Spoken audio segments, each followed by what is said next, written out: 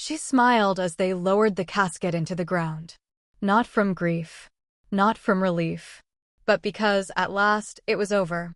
Everyone around her was crying. His wife clutched crumpled tissues. His grown sons stared into the grave with dull confusion, and Aunt Mary whispered a prayer so fervently it seemed God himself might appear to lift their sorrow.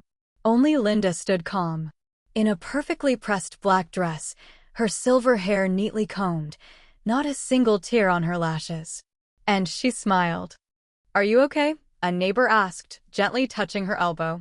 For the first time in years, Linda whispered. No one understood. No one was meant to. It had all started 2 years earlier, with a Sunday dinner. Linda was 61. She'd lived alone ever since her husband passed a decade ago. A quiet house in the suburbs, a tended garden, weekly pies, and coffee with the newspaper, that had been her life. Until the phone rang. It was her brother. "Hey, sis. Got some news for you," Mark said, his voice dripping with that familiar, smug confidence he'd worn like armor his whole life. "We moved. Right across the street. Bought the old place on Maple Street. Dinner tomorrow." Linda froze. Maple Street, that was her house. The only thing left from her parents. Their mother had left it to her solely. Mark had thrown a tantrum back then, but the will was ironclad. You bought the house across the street?" she asked, disbelieving. "Yeah. What a coincidence, right? Life's full of jokes." But Linda knew, Mark never believed in coincidences.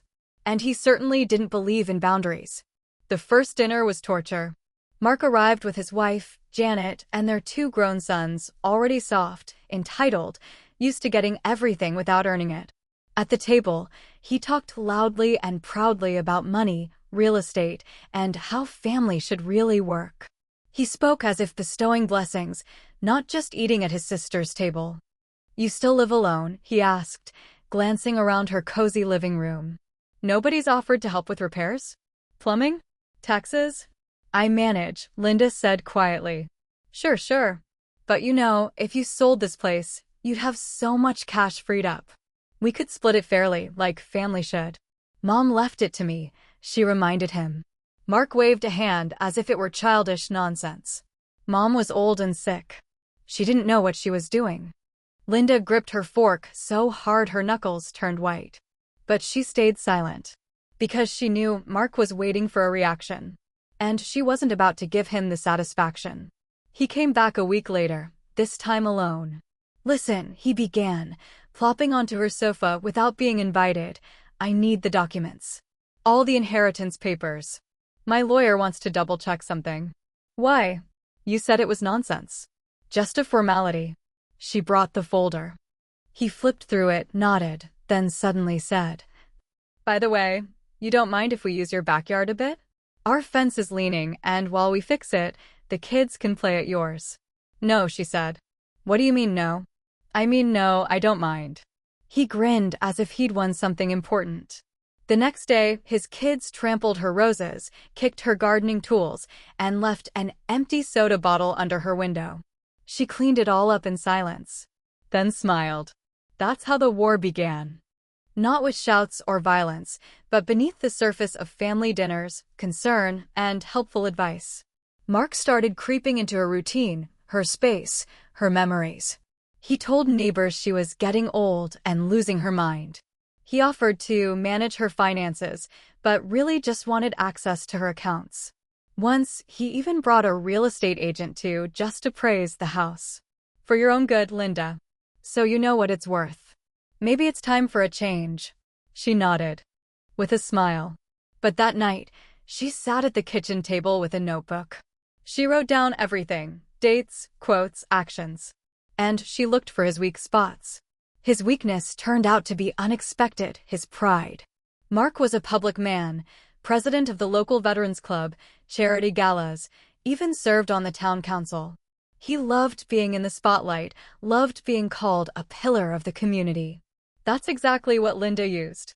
She started showing up at the same events, always neat, polite, quiet.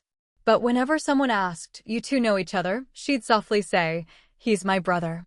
And in her voice hung such quiet pain that people began asking questions. Then she found old photos. family ones. In them young Mark, drunk at their father's birthday, lips split from a bar fight. Another, him forging their mother's signature on a bank document. Small things, but enough to plant doubt. She didn't spread them.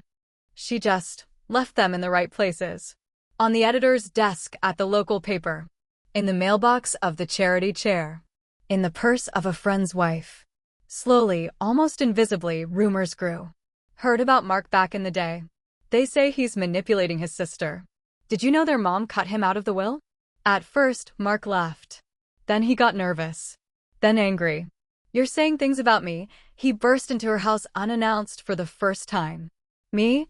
Linda feigned surprise. I barely talk to anyone. Don't lie. People are asking. They say you told them about the forged documents. Did you forge them? She asked calmly.